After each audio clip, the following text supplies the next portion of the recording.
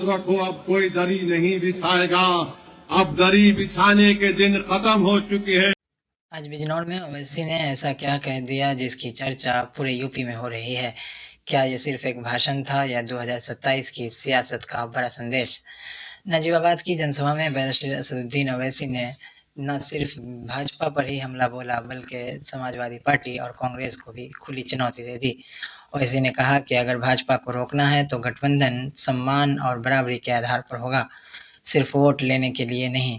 उन्होंने कहा कि अब दरी बिछाने की राजनीति खत्म हो चुकी है।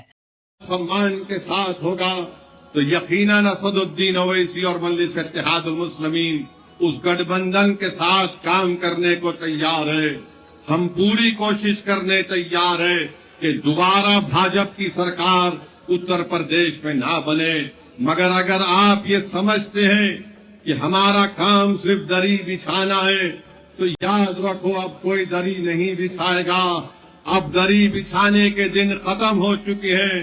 चाहे वो नौजवान हो, चाहे वो बुजुर्ग हो, ये हमारी इज्जतदार माँ और बहनें हैं। सबसे ज्यादा चर्चा उनके उस बयान की हो रही है जिसमें उन्होंने कहा कि 70 साल से मुसलमानों को नेतृत्व नहीं मिला। और वैसे ही का आरोप था कि अलग अलग राजनीतिक दलों ने मुसलमानों को केवल वोट बैंक की तरह इस्तेमाल किया, लेकिन नेतृत्व देने से बचते रहे।